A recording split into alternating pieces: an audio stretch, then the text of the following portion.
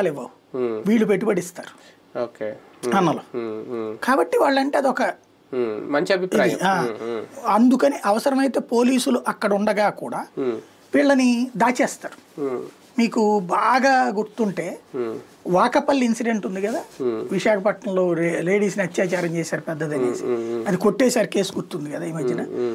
అది ఫస్ట్ బయట పెట్టింది నేనే. నాకు ఫోన్ వచ్చింది ఇట్లాగా మహిళలకి ఇట్లా జరిగిందని. అప్పుడు ఎమ్మెల్యే, కమ్యూనిస్ట్ ఎమ్మెల్యే ఒక ఆయన చెప్పాడు, మనం వార్త వేసాం. ఆ తర్వాత వాళ్ళందరినీ డైరెక్ట్గా టీవీ9 స్టూడియోకి డాబా గార్డెన్ సెంటర్లో ఉంటే అక్కడికి తీసుకొచ్చి లైవ్ పెట్టాం, అంతా చేసాం. తర్వాత ఇదంతా అయింది. అయితే ఆ తర్వాత వాళ్ళు మాట్లాడుతున్నప్పుడు నాకు అర్థమైన కాన్సెప్ట్ తర్వాతనే నేను దాన్ని డౌన్ ప్లే చేశాను. ఏంటయ్యా అంటే వాళ్ళ దృష్టిలో అత్యాచారం అంటే వాళ్ళ చేయబట్టుకోవడం కూడా అత్యాచారం. పోలీసులు ఎందుకు చేయబట్టుకున్నారు? వీళ్ళని ఏమన్నా సెక్సువల్ ఇదేం చేయలేదు, వాళ్ళు చేయబట్టుకున్నారు. ఇలా గాజులు పగిలిన మాట వాస్తవం, లేకపోతే కనుక దెబ్బలు తగిలిన మాట వాస్తవం. కానీ ఎందుకు అది వాస్తవంగా 8 మందితో కూడిన ఒక బృందం, దాన్ని ఏమంటారు, పోలీసులు 24 మందితో టీం ఉంటారు. వీళ్ళు ఏం చేస్తారంటే ఒక చోటకు వచ్చాక ఒక